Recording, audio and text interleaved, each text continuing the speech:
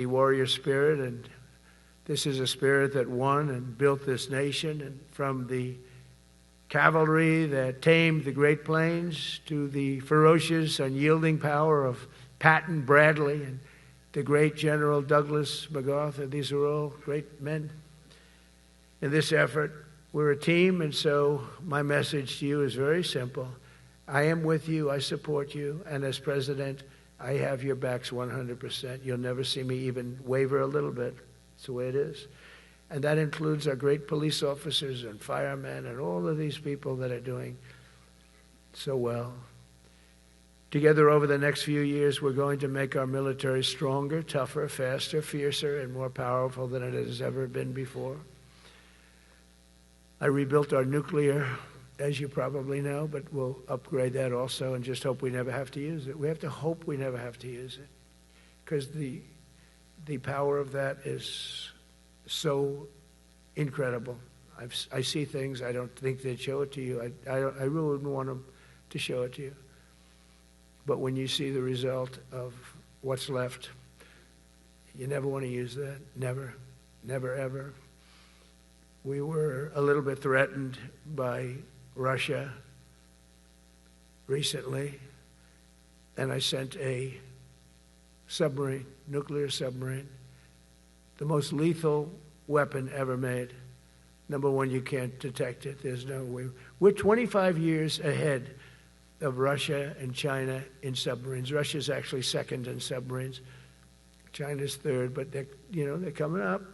They're coming up. They're way lower in nuclear too, but in 5 years they'll be equal. They're coming up. And you don't have to be that good with nuclear. You could have 1/20th what you have now and still do the damage that would be, that'd be so horrendous. But I announced that, based on his mention of nuclear, and it was really a stupid person that works for him mentioned the word nuclear, I moved a submarine or two, I won't say about the two, over to the coast of Russia, just to be careful, because we can't let people throw around that word. I call it the N-word. There are two N-words, and you can't use either of them. You can't use either of them. And frankly, if it does get to use, we have more than anybody else. We have better, we have newer, but it's something we don't ever want to even have to think about. But when somebody mentions it, that submarine started immediately thereafter. And it's just lurking, but I'm sure we're not going to have to use it. But it's an amazing, it's undetectable, totally. Ours is, theirs isn't. Theirs are totally detectable. We can detect them easily. We go right to the spot. But we have genius apparatus that doesn't allow detection. It doesn't allow detection at all by anybody above water or below water. It's incredible. We're way ahead of everybody in that and other things. As a result of the exciting renewal of the spirit of our armed forces, and that's what it is. It's really reaching that spirit, unprecedented heights. Over the past 8 months, new enlistments, I'm so proud of this, have surged to record highs, the highest we've ever had. And we used to have recruiting shortages. If you remember, about a year and a half ago, I was at the beginning stage of a campaign, and things came out that you couldn't get people to join the armed forces. And by the way, the police also. Fire department. I always put the fire department in because they're great. They're great. And I got 95% of their vote, too. That helps. When you get 95% of their vote, you always have to mention them. But they're great. And they're brave in our inner cities, which we're going to be talking about, because it's a big part of war now. It's a big part of war. But the firemen go up in ladders, and you have people shooting at them while they're up in ladders. I don't even know if anybody heard that. And I said, don't talk about it much, but I think you have to. Our firemen are incredible. They're up in one of these ladders that goes way up to the sky, rescuing people, and you have animals shooting at them, shooting bullets at firemen that are way up in death territory. You fall off that ladder, it's over. It's over. They don't even have to inspect you when you hit the ground. And you have people shooting bullets at them in some of these inner cities We're not going to let that happen. So I always mention the firemen because that's actually a big problem we have. They are unbelievable. Like you, they're unbelievable people. For the first time on record in 2025, the Navy, Air Force, and Space Force all met or surpassed their recruiting goals 3 months early. That never happened before. And the Army did even better. Congratulations, Army. They met everything. And these were the highest standards because we're making it larger. So these were much higher standards than you had 4 years ago, 3 years ago, during the sleepy Joe Biden era. And the Army did it 4 months early. And you remember, a year and a half ago, they said the big stories that we're way behind with the Army, Air Force, the Navy, the Marines. We're way behind, Coast Guard. And even Space Force. I love Space Force because that was my creation. You know, when you create something, I love it. And the people we put in there were good. I got that right. We put in great people initially, and we've really dominated. We really dominate in that sphere now. We were way behind China and Russia, and now we dominate. Space Force turned out to be a very important thing. I said from the beginning, you know, when Biden came into office, he wanted to terminate it. He said, and this thing called Space Force, so we could get rid of that. And he got hammered by the people in this room for even suggesting it, because it's very important, one of the most important. And as time goes by, it'll get more and more important. But we're now at 106% of our recruiting targets for the year, and that's the best in far more than a generation. And for the Marines, morale is so strong that the Marine Corps will meet its 2026 retention targets before the end of October, which never happens. And that's the earliest it's ever happened in the history of our country. And it makes you feel good, you know. I felt guilty. I'd go make a speech in front of never people like you. You are the leaders, but people, soldiers. And I felt embarrassed because there'd be stories about, you know, we couldn't fill up our Army, Navy, Air Force. We couldn't fill them up. And it was headlines. It was during Biden's 4 years. The auto pen, I call him the auto pen. It's, how would you like to have your thing signed by an auto pen? You know, when I have a general and I have to sign for a general because we have beautiful paper, the gorgeous paper, I said throw a little more gold on it. They deserve it. I want the A paper, not the D paper. We used to sign a piece of garbage. I said, this man's going to be a general, right? Yeah. I don't want to use this. I want to use the big, beautiful, firm paper. I want to use the real gold writing when you talk about the position, and they're beautiful.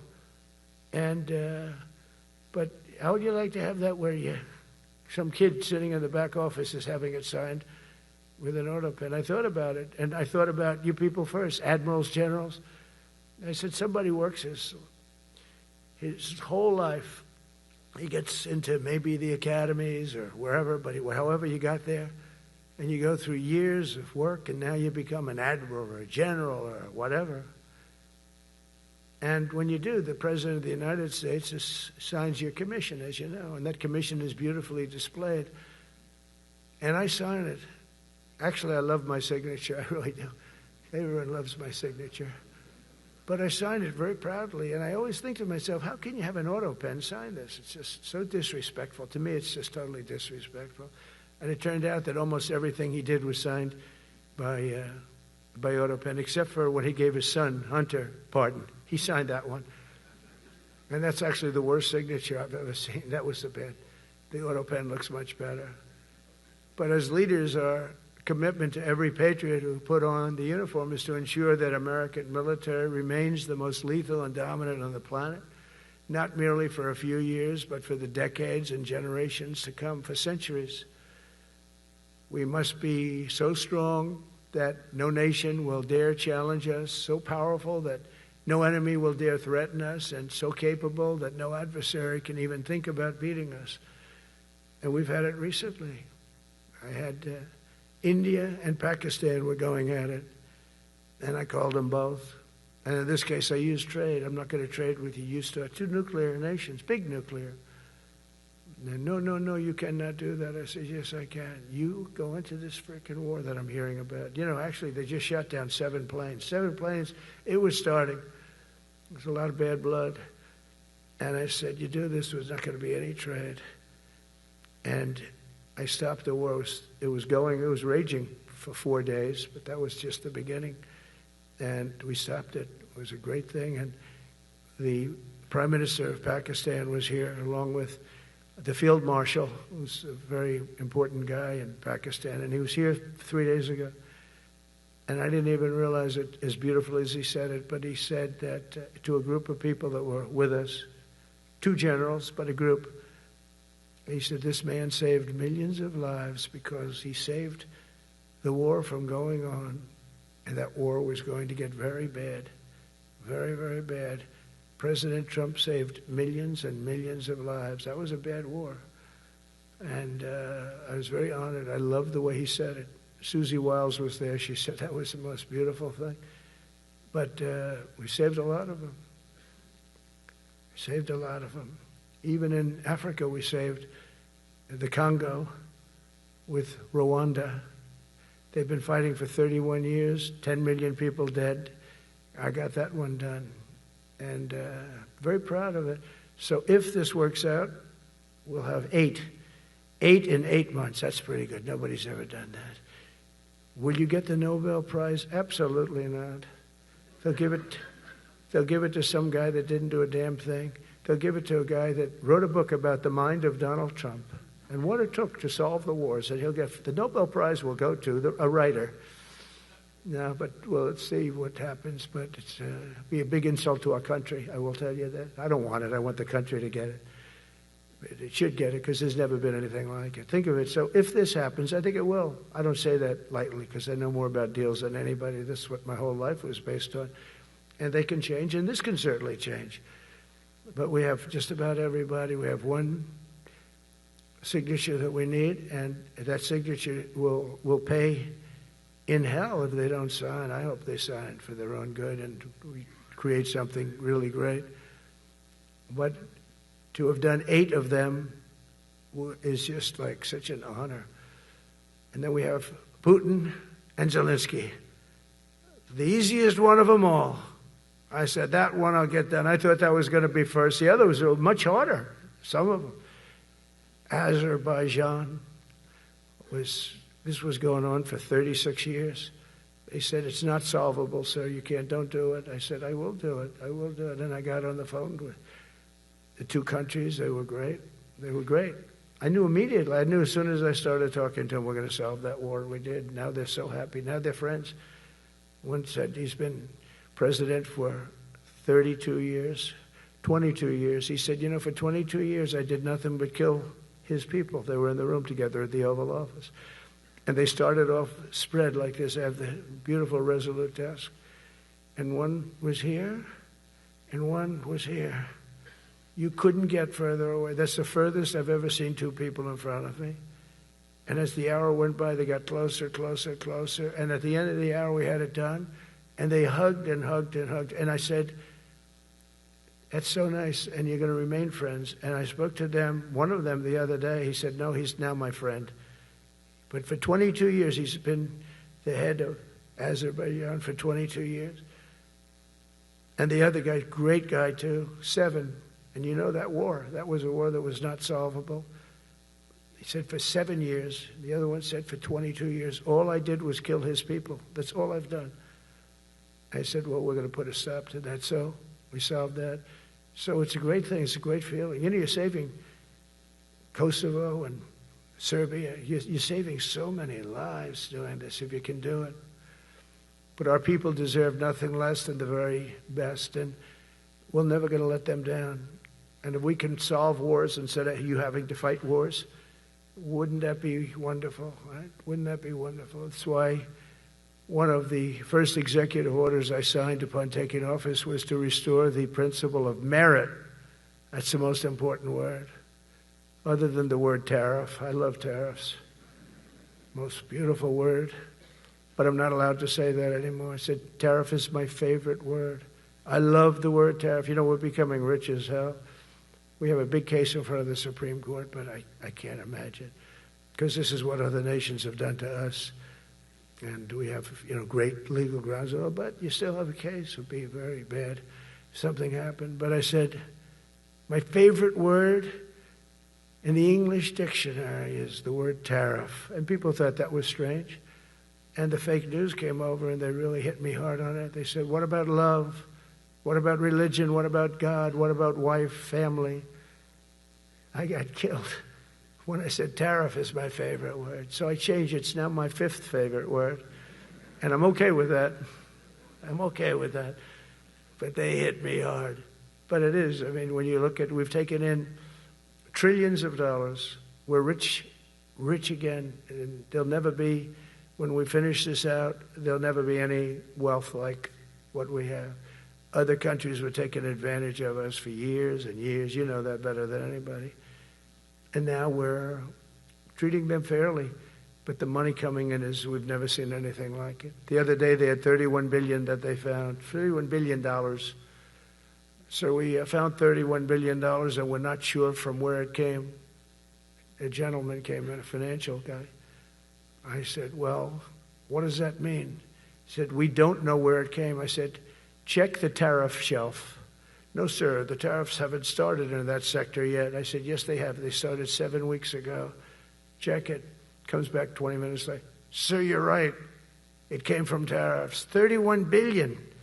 That's enough to buy a lot of battleships, Admiral, to use an old term. I think we should maybe start thinking about battleships, by the way. We have a Secretary of the Navy came to me, because I look at the Iowa out in California, and I look at different ships and the old pictures. I used to watch Victory at Sea. I love Victory at Sea. Look at these Admirals. It's got to be your all-time in black and white. And I look at those ships. They came with the destroyers alongside of them, and man, nothing was going to stop. They were 20 deep, and they were in a straight line, and there was nothing going to stop them. And we actually talk about, those ships. Some people would say, no, that's old technology. I don't know. I don't think it's old technology when you look at those guns. But it's something we're actually considering, the concept of battleship. Nice 6-inch side, solid steel, not aluminum that melts if it looks at a missile coming at it. It starts melting as the missile's about 2 miles away. Now, those ships, they don't make them that way anymore. But you look at it, and your secretary likes it, and I'm sort of open to it. And bullets are a lot less expensive than missiles. A lot of reasons. I should take a vote, but I'm afraid to take that vote because I may get voted out on that one. But I tell you, it's something we're seriously considering. There were powers. There were big powers. They were just about as mean and scary as you could be. And so we're looking at that. One of the biggest cases that we won was the decision of the United States Supreme Court to allow us to proceed on the word merit. So those 2 words are right up there. So this is, I would say, the opposite, if you ask for a definition, the opposite of political correctness. We went through political correct, where you had to have people that were totally unfit to be doing what you're doing for many reasons. I won't get into them. But for many reasons, they were unfit. Now, it's all based on merit. That was such an unbelievable decision. I didn't expect we were going to win that one. We went in. We said we need it. We went in for colleges, where kids with a C average are getting into the best colleges, and the kids with A averages won't get in. And kids with the highest boards and the highest marks and the best marks couldn't get into the best schools. And people that had not good boards and not very good marks, okay, but nothing special, they were getting into our best colleges. I said, this is just crazy. You can't run a country like this. And it was lingering for years, and it got to the Supreme Court, and we won that decision. Merit, everything's based on merit. You're all based on merit. We're not going to have somebody taking your place for political reasons because they are politically correct, and you're not. We take the people that are going to do the best job. That's all. It's very simple. And that's the way our country was built. We were built on merit. We got away from it for a long time. And everyone understands it. And it was done. It was approved. I give great credit to the Supreme Court because I thought they had tremendous courage. I didn't think they'd do that. That was tremendous. I give them maybe for that decision almost more than anything because it's a hard decision to make. It's really hard. The apparatus of our country was not set up for merit. It was set up for political correctness. And you can never be great if you're going to do that. And we're going to be greater than we ever were before. We're bringing back a focus on fitness, ability, character, and strength. And that's because the purposes of American military is not to protect anyone's feelings. It's to protect our republic. And it's the republic that we dearly love. It's to protect our country. We will not be politically correct when it comes to defending American freedom, and we will be a fighting and winning machine. We want to fight, we want to win, and we want to fight as little as possible. You have to count on people like me to keep you out of wars because we don't want to go into wars. Many of the wars that I just told you about, we could have entered those wars and settled them in a different way, lose a lot of our troops. And we could have settled them, I guess, differently. Maybe not, actually. Actually, you might not have been able to settle them. We just would have been in the middle of a lot of firepower. But when we do need it, you're going to be so ready. And you know it. But very importantly, with that goal in mind, I've committed to spending over $1 trillion on our military in 2026, and that's the most in the history of our country. $1 trillion. That's a lot of money. I hope you like that. Ma'ams and sirs, I hope you like it. That's a hell of a lot of money. We have the best of everything. Every branch is seeing major investments. And as I announced in the Oval Office in March, we are rapidly moving forward with the first ever 6th generation fighter jet. I didn't name it. I did not name it. Boeing came in and they said, sir, this is our submittal. It's the greatest fighting jet ever done. And, you know, they're testing all these planes. All the companies are testing, and this one tested like through the roof. And they said, we'd like to name it the F-47. I said, all right, let me think about it. Then after thinking for about 2 seconds, I said, okay. You know what that means, 47. I'm 47. So I'm 45, 46, and 47, yeah, if you think about it. I just don't want the credit for 46. I don't want to have their open borders and people coming in from all over the world, including jails and mental institutes. I don't want that on my record, but I like having it. We're investing tens of billions of dollars in modernizing our nuclear deterrence capabilities like never before. And we've begun construction on what we call the Golden Dome missile defense shield. It'll be the most sophisticated in the world. You watched it do well until they had some problems at the end with a little bit of a lack of ammunition, defensive ammunition, but they've got that taken care of. But I tell you, it's what we're doing is so good, and we deserve it. You know, we help other countries with it. We don't have it ourselves. And Canada called me a couple of weeks ago. They want to be part of it. To which I said, well, why don't you just join our country? You become 51, become the 51st state, and you get it for free. So I don't know if that made a big impact, but it does make a lot of sense. It actually makes, because they're having a hard time up there in Canada now, because as you know, with tariffs, everyone's coming into our country. We have more investment than we've ever had before, $17 trillion coming in. As an example, in 4 years, Biden didn't have $1 trillion. We have $17 trillion more than that in 8 months coming in. And they're coming in from Canada, Mexico, from Europe, from all over. AI, auto plants. Everybody's coming back to the United States. Under my budget, we will be expanding the U.S. Navy by at least 19 ships next year, including submarines, destroyers, assault ships, and more. And it's going to be much more than that as we go along, because we basically don't build ships anymore. We do build submarines, but we don't build ships. Do you know in the Second World War, they were freighters and different types, but we were doing a ship a day, and now we don't do ships.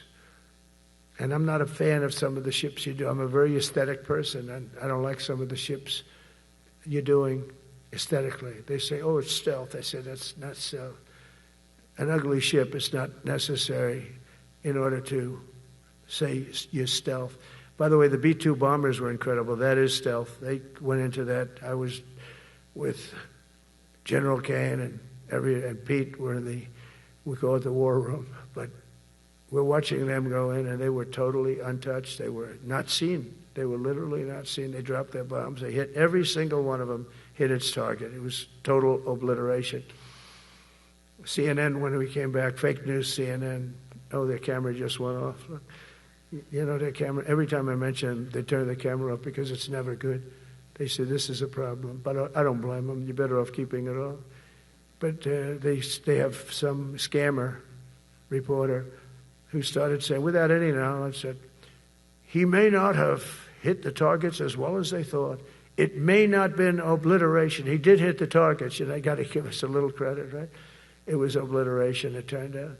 The Atomic Energy Commission said it was obliteration. Not only did they hit the target, they had these chutes.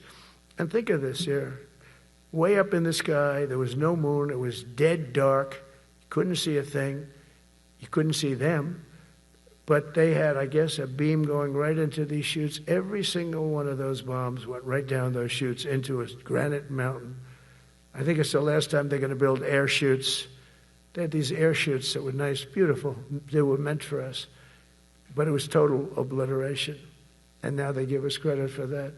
But these people were phenomenal. I tell you, for the Air Force people here, you can be very proud. That B-2, we just ordered a lot of new ones and updated ones, but I'd take the other ones. Let me tell you, they couldn't have worked any better. So they flew for 37 hours total, back and forth, no stops, no nothing. We had 52 tankers loading them up. And that's a job I wouldn't necessarily want too much, flying a tanker, loaded up with hundreds of thousands of gallons of fuel. I don't know if I'd do that job. I asked the question, what happens if it gets hit? Sir, you don't want to know about that, right? I don't want to know about that. But those guys, they just hear us. They're incredible. I had them all to the Oval Office. We had the B-2 pilots and a lot of the people, even the people that took care of them, the maintenance people, just as important. We had them all to the White House, gave them a big party on the lawn, brought some of them into the Oval Office. But on top of all this, we'll deliver a hard-earned pay raise of 3.8% to every soldier, sailor, airman, Coast Guardsman, Space Guardman, and Marine, something you weren't getting from the past administration. They did not treat you with respect. They're Democrats. They never do. Not only are we rebuilding our great strength, but for the first time in years, my administration is actually using that strength to defend the core and vital interests of America. And very simply, we are putting America first. And I have since I've been elected. I've always put America first. It's sort of simple, you know, when you think. My campaign was run on common sense, and we did great. We got the highest numbers ever received in terms of districts. You know, they have it broken up, 2,500 versus 525. We won every swing state. We won the popular vote. We won everything. We won everything. You have to take a look at the map. It's almost entirely red, except there's a little blue line on each coast, and I think that's going to disappear too. We did really great, and part of it is because of our success with the military, the rebuilding of the military, the vote that I got from the military, and they're vicious people, you know, that we have to fight, just like you have to fight vicious people. Mine are different, a different kind of vicious, but they spread all these horrible, you know, they made up statements and said what I said about everything, but even about the military. But fortunately, the military didn't believe it. It's hard. You know, they make up a statement and they said, you say it. We had 25 people that said he never said that. 25. We had 25 affidavits. And they said, well, we're going with it anyway. You know, these sleazebags. And it's why the press is really losing all power, because people aren't believing it. We need an honest press. We need borders. We need borders. We need an honest press. We need fair elections. I mean, those three things. And we don't have an honest press. We have a really corrupt press. But we fight through the corrupt press. And the people understand. You have to do this stuff a lot. You have to go on television a lot, because you can't get a fair shake if you're going to rely on somebody else. They don't understand. They've destroyed the image of media now is at the lowest point it's ever been. It's lower than Congress. Can you believe that? It's something. But together with many of you in the room, we've brought back the fundamental principle that defending the homeland is the military's first and most important priority. That's what it is. Only in recent decades did politicians somehow come to believe that our job is to police the far reaches of Kenya and Somalia, while America is under invasion from within. We're under invasion from within.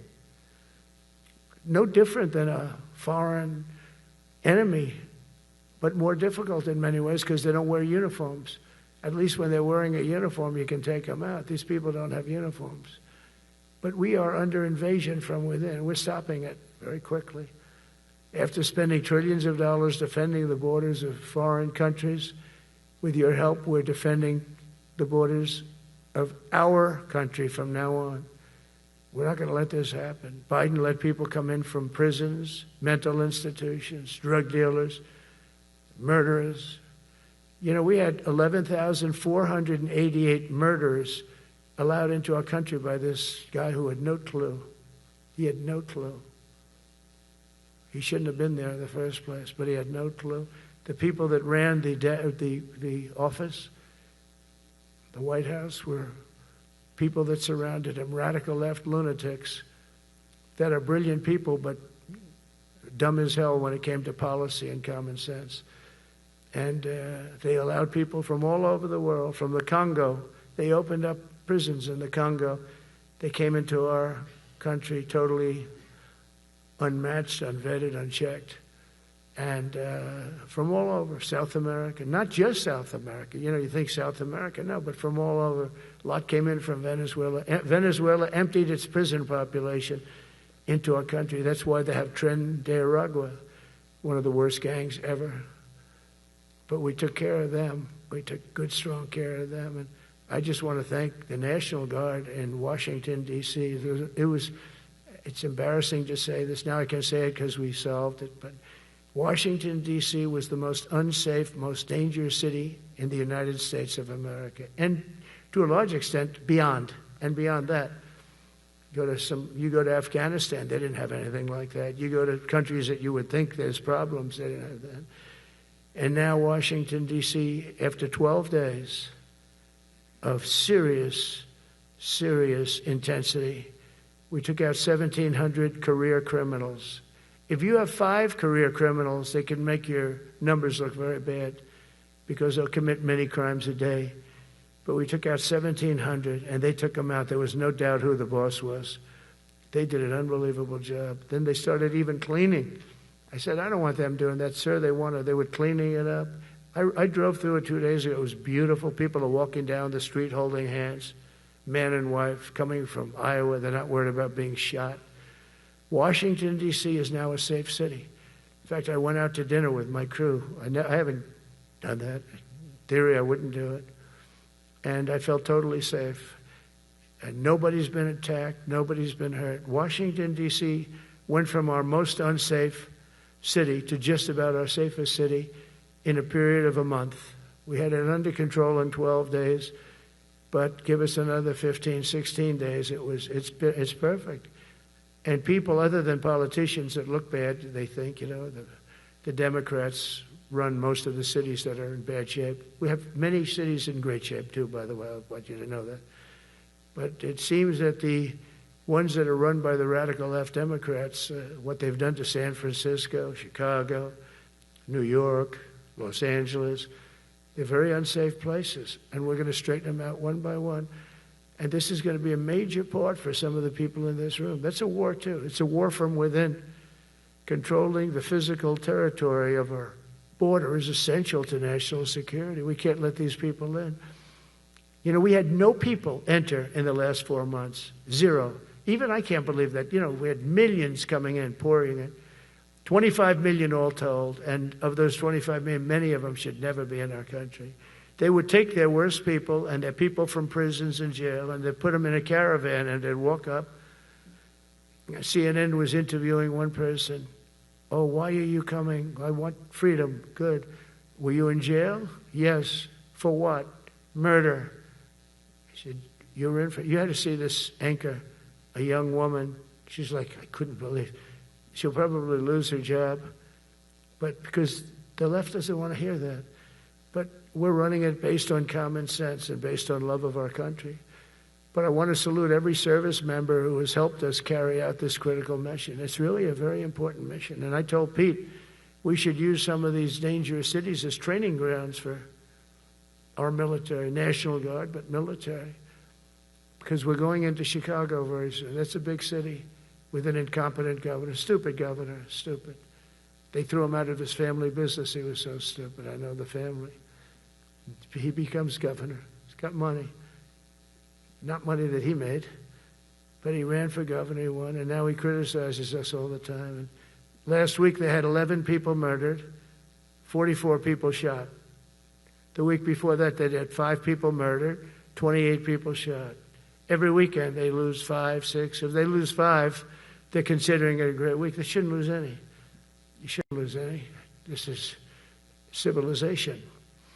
And he's always up there saying, we're in very good shape. We don't need the military. No, they need the military desperately. How about Portland? Portland, Oregon, where it looks like a war zone. And I get a call from the liberal governor. Sir, please don't come in. We don't need you. I said, well, unless they're playing false tapes, this looked like World War II. Your place is burning down. I mean, you must be kidding. Sir, we have it under control. I said, you don't have it under control, Governor, but I'll check it, and I'll call you back. I called her back. I said, this place is a nightmare. It's certainly not the biggest, but it's one of the worst. It's brutal. They go after our ICE people, who are great patriots and tough job too, but they love it. They love it because they're cleaning up our country. And so you look at some of the things where they took over parts of Seattle. They actually took over a big percentage of Seattle. Think of that. You remember that. That was a while ago. And I sent in the troops and they were gone. As soon as I sent them in, when we send in the troops, if you have a real leader that says you got to do what you have to do, I put that out the other day. You got to do what you got to do because we don't want our people hurt as they stand by. I was watching during Biden, they had troops standing up like this, brave, standing up at attention, the way I should stand all the time. And I'm like this, and people are standing, and their mouth is this far away from their mouth, and they're spitting at them, and they're screaming at them. And that soldier standing there, he wants to knock the hell out of the person, but he's not allowed to do anything.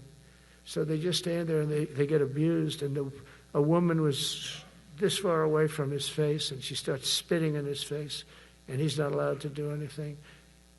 If it's okay with you, generals and admirals, I've taken that off. I say, they spit, we hit. Is that okay? I think so. They spit, it's a new thing. They spit, we hit. How about the cars, where the cars are coming out? They get brand new cars, Border Patrol, ICE, beautiful, nice new cars. And they're driving along, and they have to go through a gauntlet of rocks being thrown at the car. So here's this beautiful brand new car. By the time it goes 100 yards, it's destroyed. These guys have pretty good arms, some of them. And they're throwing bricks at full force into the window and into the car. It looks like it's a war zone. And I said, never let that happen again. From now on, if that ever happens, and I say it here, you get out of that car and you can do whatever the hell you want to do. Because those people are you can die from that. Those bricks go through the windows. You can die. They'd like it to. They'd like it to go through the window. But this was a couple of months ago. They just kept driving and bricks are hitting the car. And I said, why aren't they stopping? Because they were under orders from the past administration, never stop. But that's different with us. We stop. And since I gave that order, we haven't had that problem. It's very interesting. It's amazing. It's just like in Venezuela. You've seen the boats going. We can't find any more boats. They're carrying drugs, massive. Every boat kills about 25,000 people. That's what they have. They had fentanyl mostly and a lot of other drugs. And we take them out, and we've taken out 4. And it's on air. Everybody gets to see it. Not that we like to do that, but every boat kills 25,000 on average, 20. Some people say more. You know, you see these boats just stacked up with bags of white powder. That's mostly fentanyl and other drugs too. And now we have a problem. General Kane says, sir, there are no boats out there. Not even fishing boats. They don't want to go fishing. I don't blame them. There'll be no fishing today. You know. But it's amazing what strength will do, because all we want to do is stop drugs from flowing into our country. It's destroying. We lost 300,000 people died last year. Everybody knows friends, many friends probably, that you lost a child, or adults too, but you lost a son or daughter because of what's coming into our border. And we're making it very hard. Oh, and we haven't even started yet. Last month I signed an executive order to provide training for quick reaction force that can help quell civil disturbances. And this is going to be a big thing for the people in this room, because it's the enemy from within, and we have to handle it before it gets out of control. It won't get out of control. Once you're involved at all, they all joke. They say, oh, this is not good. You saw it in Washington. We had gangs of Tren de Aragua with 10, 12, 15 kids, and these military guys walk up to them, and they treat them with disrespect, and they just got pounded. They just got pounded. The gang just pounded. Then thrown into paddy wagons and taken back to their country. Some are so dangerous we don't want to even do that, because we don't want to. Some of stone cold murderers, we don't have the confidence. Even though they're not coming back very easily, we don't have the confidence. We put them in jails. But these service members are following in a great and storied military tradition, from protecting frontier communities to chasing outlaws and bandits in the Wild West. And our history is filled with military heroes who took on all enemies, foreign and domestic. You know that phrase very well. That's what the oath says, foreign and domestic. Well, we also have domestic. George Washington, Abraham Lincoln, Grover Cleveland, George Bush, and others all used the armed forces to keep domestic order and peace. Many of our leaders used the military to keep peace. Now they like to say, oh, you're not allowed to use the military. And you know what the people say? The people in those cities where they're being raped and shot and beat up, you know what they say? We love the military. You ever see where they interview the people on the street? I've never seen somebody say they don't, unless they're radical and paid off, because a lot of these insurrectionists are paid by, whether it's Soros or other people, but they're paid by the radical left. So today I want to thank every service member, from general to private, who has bravely helped us secure the nation's capital and make America safe for the American people. It's amazing. The whole world is watching. Everybody in the White House, they come up to me, young women, sir, thank you. I know immediately what they're thanking. They don't have to say it. They walk to work now to the White House. We haven't had a crime in Washington in so long, because we got the careers. We call them the careers. We got these lunatics out, and they'll never be any good. You know, I hate to tell this to the liberal media. You could spend time with them. You could do whatever you want. You could send them to the finer schools, which they couldn't get into anyway, mentally. They couldn't get in, but no matter what you do, they'll never be good. They're bad. They're career criminals. I don't know, maybe they were born that way. Some people don't like me to say that, but maybe they were. Certainly some were. Together with the leaders here today, we're also restoring a needed focus on defeating threats in the Western Hemisphere. Throughout this region, cartel terrorists have been allowed to wage a relentless campaign of death and destruction on our country, all because we had weak leadership on top. And we did a great job with it first term, but this is something else what we're doing now. We're taking it to the next level, probably next level times 3. But we had COVID come up, and we had to take care of that. We did a great job with COVID. We had the therapeutics. It was just Regeneron, so many things we did for COVID, but we had to focus on that, and every other country in the world was being decimated by COVID. So we had to change gear a little bit to take care of that.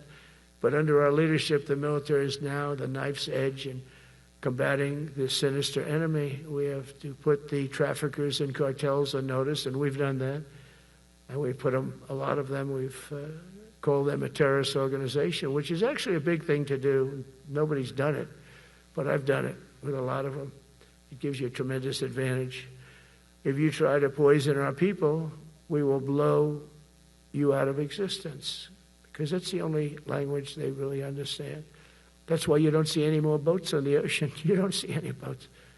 Around Venezuela, there's nothing. As president, I will never hesitate to defend our people from threats of violence, from the horrible plague that's taking place from within. The Iran nuclear power, the Iran, all of the great power that we thought existed, we blew it out to kingdom. We took advantage of it, and we just really took advantage of it, and it was a beautiful thing to see, and that's what military power can achieve. That's why I chose Raising Cane. He's fantastic, by the way. I hope you all agree. If anybody disagrees, could I please have your hand? Who disappears that Raising Cane is no good? Just raise your hand. I don't see any hands raised. All right. That means you're okay. That means that he's okay now, but I saw his results. You know, he took out ISIS. I was told it was going to take 4 years. It took 4 weeks. I went to see him, and he took him out in 4 weeks, knocked him out, knocked him to hell. And I was told by military people it was going to take 4 to 5 years to do it. And I don't even know if we'll have it then, sir. These were the Washington generals. I call them the television generals. But Raising Cane did it in 4 weeks, took out 100% of the ISIS caliphate. As a result of these actions and many others since my inauguration, we're witnessing the triumphant return of peace through strength. We have great peace through strength. America is respected again as a country. We were not respected with Biden. They looked at him falling downstairs every day. Every day the guy's falling downstairs. He said, it's not our president. We can't have it. I'm very careful, you know, when I walk downstairs, like I'm on stairs, like these stairs, I walk very slowly. Nobody has to set a record. Just try not to fall, because it doesn't work out well. A few of our presidents have fallen, and it became a part of their legacy. We don't want that. You walk nice and easy. You don't have to set any record. Be cool. Be cool when you walk down, but don't pop down the stairs. So one thing with Obama, I had zero respect for him as a president, but he would bop down those stairs. I've never said, da-da-da-da-da-da, pop, pop, pop.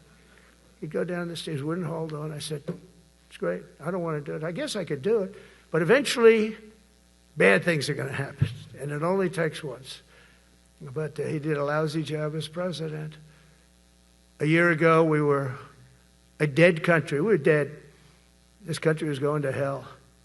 We were dead in every way, from immigration to military. We didn't have the weapons. We were given everything to Ukraine. We had nothing. And by the way, I have to tell you, now, as you know, I went over and I met with NATO, and NATO raised from 2 to 5, which everyone said 5% of GDP. Millions and now trillions of dollars are pouring in. They didn't pay the 2% because they know we were there to pay it. And now they paid the 5%. That's trillions of dollars. And we're not spending any money on that war, not 10 cents. We sell our equipment to NATO. NATO pays us for the equipment, and they give it to Ukraine or whoever they give it to. But they can keep it, but we're not involved. We have no money going out. Biden gave $350 billion. Not sustainable. $350 billion. And we have a war that should have never started. But we're not doing that anymore. So I just want you to know we're selling equipment. Our people are buying equipment. They are buying the equipment at full price, a fair price. So I don't want to say we're making money, because I don't want to be making money on a war. It's too many people dying. They're losing 7,000 soldiers a week. A lot of them are Russian soldiers, but between the two countries, mostly soldiers, by the way. Sometimes, you know, in Kiev, they'll lob a missile in or some drones in, kill some people. But mostly it's soldiers. Russia and Ukraine are losing 7,000 souls. And, you know, they're not American. They're not us. They're not you. We have a special obligation. but they're soldiers. They're young people. They leave their parents. They wave goodbye, and then 2 days later they're blown up so unnecessarily. And so that's the primary reason I want to get it done. We got to get it done. It's crazy what's going on. That's the worst war that there's been since World War II. The number of soldiers that are being killed there is just crazy. From 5,000 to 7,000 soldiers die a week. Think of that. So I think we'll get that done. But that's turned out to be the toughest one. I'm so disappointed in President Putin. I thought he would get this thing over with. He should have had that war done in a week. And I said to him, you don't look good. You're 4 years fighting a war that should have taken a week. Are you a paper tiger? And it's a shame. But I think eventually we'll get that one done, just like in theory, I want to knock on wood, because you never know.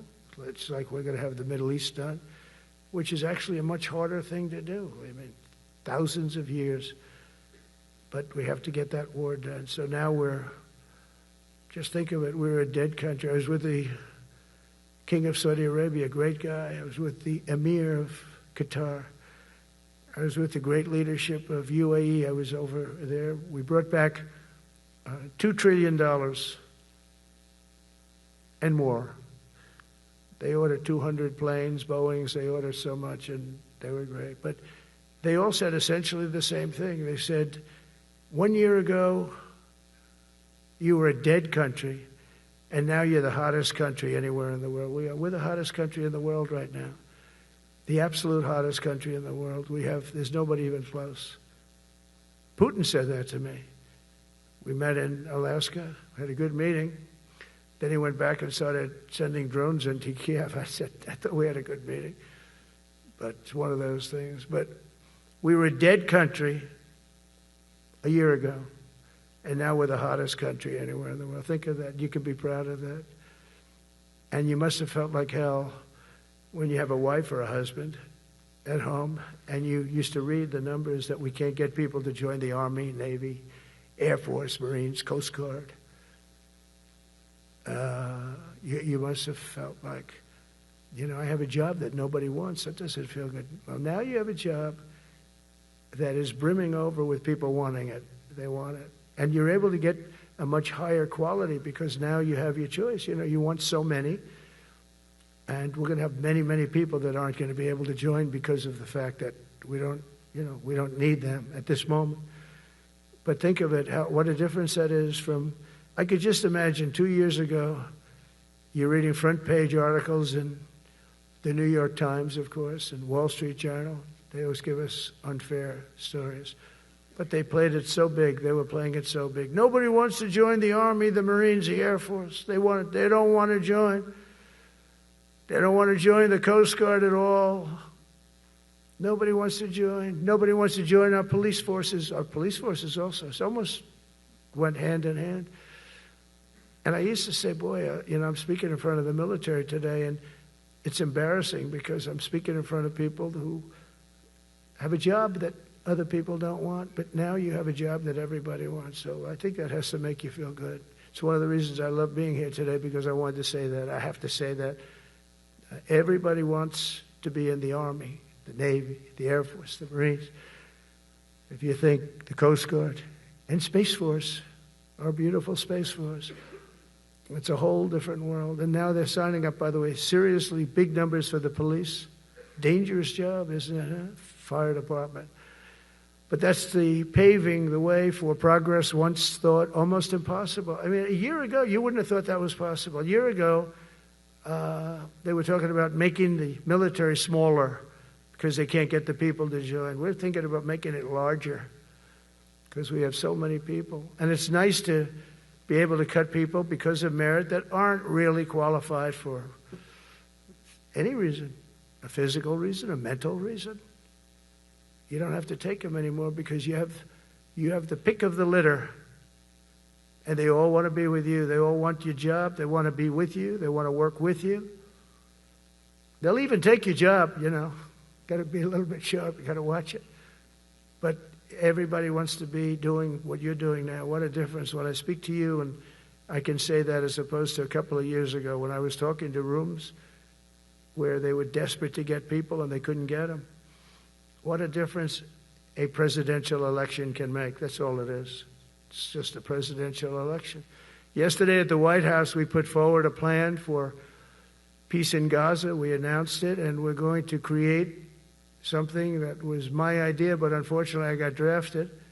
It's going to be called the Board of Peace, and it's going to reign over that territory, and we're going to get that done. And they asked if I'd be the chairman of the Board of Peace. I wasn't counting on that. I had the idea for the Board of Peace, but I said yes, and I guess because of that, every leader, everybody wants to be on the Board of Peace, and we're going to watch over that very volatile part of the world and keep it non-volatile so you don't have to get involved. We want to save you for other things or save you for nothing from that standpoint. We don't want you fighting wars, but if you have to, you're the most lethal fighting force in the world. And I would say that even 2-3 years ago, but now I say it with great enthusiasm. It's so true. And we're striving tirelessly to end the terrible war in Ukraine.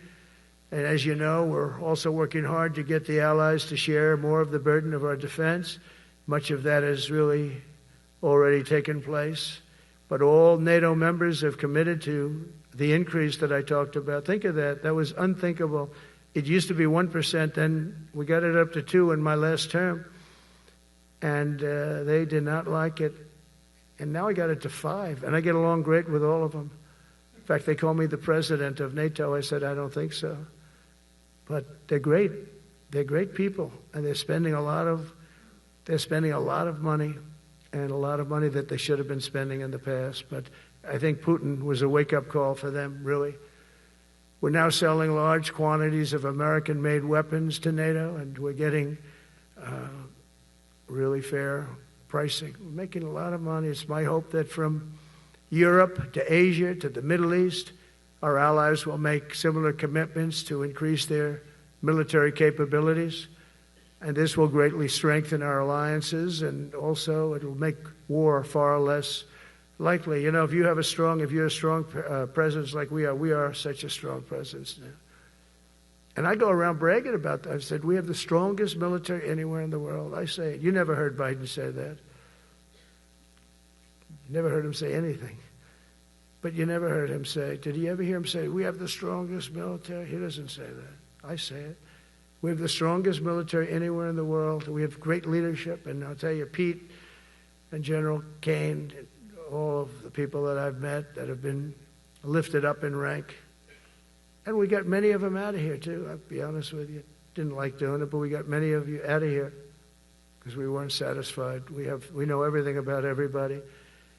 It'll also help the United States rapidly rebuild our defense industrial base. Each of you can play an important part in getting allies to do their part. So to that end, Secretary Hegseth will soon be announcing major reforms to streamline military acquisitions and expedite foreign military sales. We have tremendous numbers of countries that want to buy our equipment, and, you know, in many cases it takes too long. They're backlogged. We're backlogged on all the equipment, which is something that's new to us a little bit.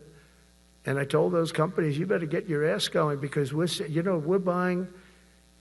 you a lot of equipment. We're getting countries to buy your equipment. You got to produce the equipment. Some of the countries, I'm not going to mention, but some of the countries are buying a lot.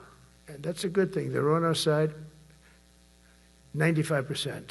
I'll never say 100% because it can always turn, right? You know about that. But they're on our side. The problem is we have to get the companies that make this equipment, and we make the best equipment in the world, but they got to make it faster.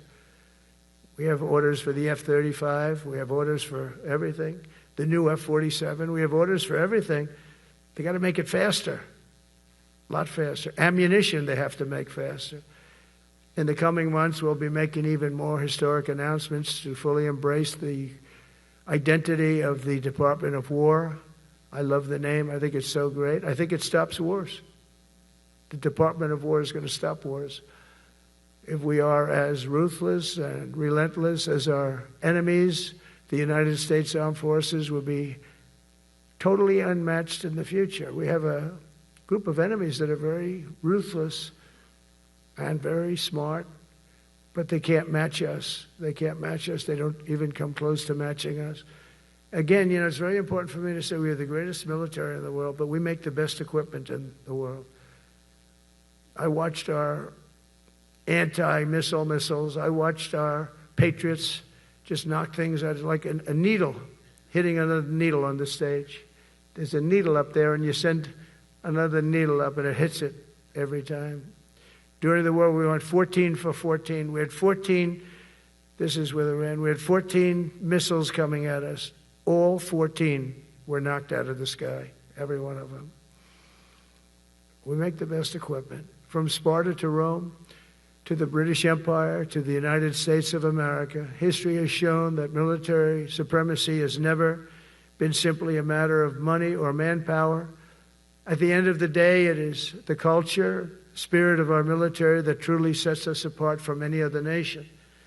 Our ultimate strength will always come from the fierce people, and those brilliant people with such pride and the unbending will and the traditions of excellence that have made us the most unstoppable force ever to walk the face of the earth. And that's what we are. Remember, we never want to use it, but we have the most powerful nuclear capability, and I call it nuclear deterrent of any other country. Nobody close. The men and women in this room inherit the legacy built and won by Washington and Jackson, Grant and Pershing, Eisenhower and Patton, Nimitz and LeMay. We carry forward the majestic military heritage passed down from father to son, soldier to soldier, and one generation of warriors to the next. You are warriors, you know that, right? You're great warriors, or you wouldn't be in this room. You're the best of the best. From Concord Bridge to Fort McHenry, from Gettysburg to Manila Bay, from Normandy to Sicily, and from the jungles of Vietnam to the dusty streets of Baghdad, America's military has charged into hellfire, climbed up jagged mountains, crossed roaring oceans, and thundered across open deserts to defend our flag, our freedom, and our homeland. Nobody does it like you. Now we are discovering American muscle, reasserting American might, and beginning the next story chapter in American military legends and lore. That's L-O-R-E. It is lore. When it comes to defending our way of life, nothing will slow us. No enemy will stop us. They cannot stop us. And no adversary will stand in our way. They won't stand in our way. We don't want them to stand in our way. We don't want to even put them in that position, but they're not going to stand in our way ever again. You'll never see 4 years like we had with Biden and that group of incompetent people that ran this country that should have never been there. Because we are the United States military, the best, the boldest, the bravest that the world has ever seen, that the world has ever known. With leaders like we have right here in this beautiful room today, we will vanquish every danger and crush every threat to our freedom in every generation to come, because we will fight, fight, fight, and we will win, win, win. I want to just thank you once again, and God bless the United States military, and God bless America. God bless you all. Thank you very much. Thank you.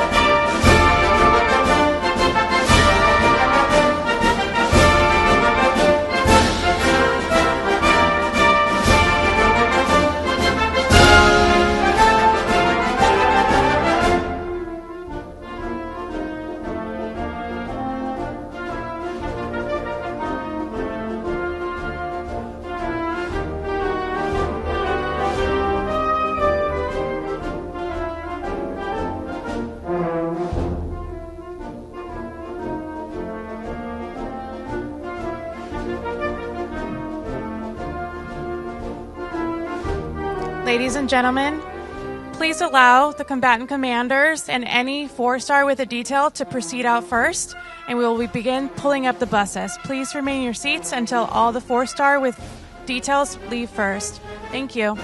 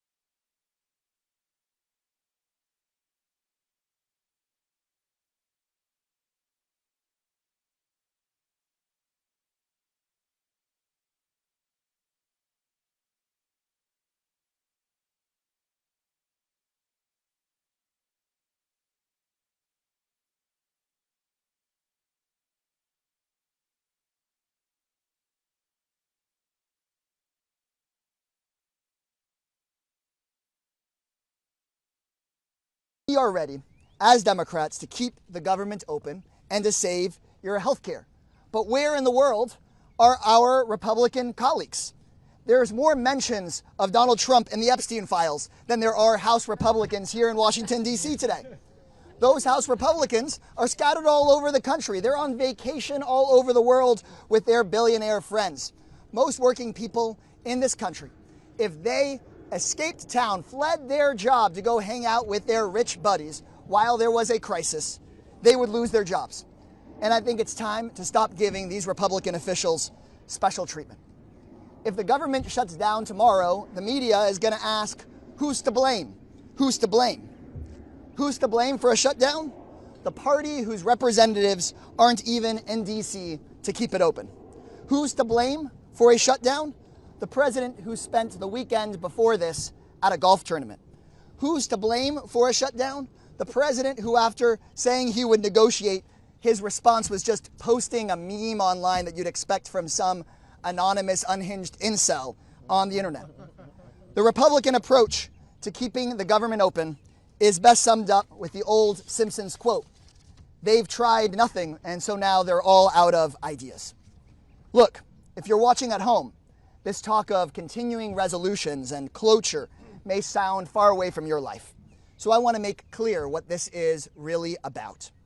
Republicans have created and manufactured a healthcare crisis, starting right now.